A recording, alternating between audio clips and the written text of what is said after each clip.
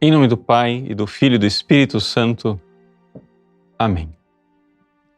Meus queridos irmãos e irmãs, continuando a reflexão que nós fazíamos ontem, que era um pouco contrária ao relativismo religioso, dizendo Jesus é o caminho, é estreito, mas Ele é o caminho. O próprio Cristo Senhor nos diz hoje, cuidado com os falsos profetas. Por quê? Porque tem gente que se apresenta com uma linguagem doce, afável, sedutora, e, no entanto, nos levam para a perdição. Por isso, cuidado. Nós temos que ser cautos, atenciosos. E ele diz, por quê? Porque existem lobos vestidos em peles de ovelha. Eles parecem ser parte do rebanho, mas, na verdade, são os secretários de Satanás.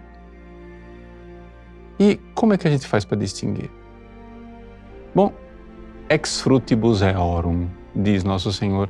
Ele diz, é pelos frutos que os conhecereis. Agora a gente precisa interpretar isso. O que quer dizer esses frutos? Não é que Jesus está dizendo assim, pelos resultados práticos da pastoral, daquilo que eles fizerem, etc. e tal, porque os frutos podem ser magníficos, maravilhosos, podem construir grandes prédios, encher auditórios, ter uma quantidade enorme de pessoas seguindo. Não é esse tipo de fruto. No Evangelho, quando se fala de fruto, o fruto aqui é o fruto da caridade, o fruto do amor. Veja, Jesus, ao falar para os seus pastores, ou seja, aqueles que ele escolheu, os 12 apóstolos lá, na última ceia, no capítulo 15 de São João, ele faz a comparação entre a videira e os ramos e diz que, podados, esses ramos, seus apóstolos, os cristãos, darão muito fruto. E o fruto é o amor. Ninguém tem maior amor do que aquele que dá a vida pelos seus amigos. Então, é o amor, a vida interior, a caridade. Então, veja, a gente vê muitos profetas pregando um Deus de amor, mas com a vida absolutamente depravada e devassa. Eis aí o fruto.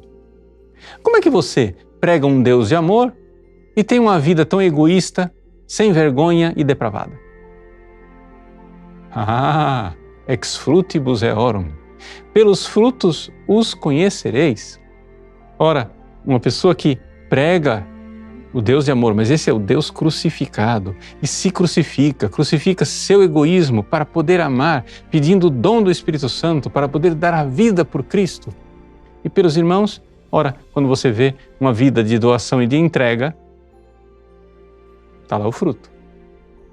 Então existe aqui a doutrina de Cristo, o Deus de amor crucificado, e um resultado real e concreto na vida. Deus não quer somente que nós tenhamos uma doutrina santa. Ele quer que nós sejamos santos. O que acontece é que na apostasia, as pessoas adaptam a doutrina aos seus gostos, aos seus caprichos, suas veleidades. As pessoas tripudiam suas próprias consciências, pisam em cima para adaptar o cristianismo a uma doutrina mais palatável, agradável, aceitável, não somente para os outros, mas para a sua própria vida cômoda e egoísta. Então, parece que são os arautos da tolerância, de um evangelho de portas largas e amplas, onde todos são bem-vindos.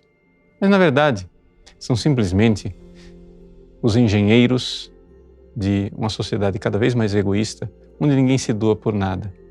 É um Deus tão tolerante que o mundo vai se transformando, desculpa a expressão, numa casa de tolerância, ou seja, num prostíbulo. Sim, porque são falsos profetas. A pele da aparência é da ovelha que segue o Deus de amor, mas são lobos ferozes. Por quê? Porque seguem o caminho do inimigo, cuja finalidade é fazer com que nós vivamos uma vida cômoda aqui, para terminarmos como egoístas e maus no fogo eterno. É melhor vivermos uma vida um pouco mais crucificada. Sim, porque se seguimos o Senhor crucificado, nós temos que lembrar que a verdadeira ovelha de Cristo é aquela que segue o Cordeiro, imolado, mas de pé. Que Deus abençoe você. Em nome do Pai, e do Filho e do Espírito Santo. Amém.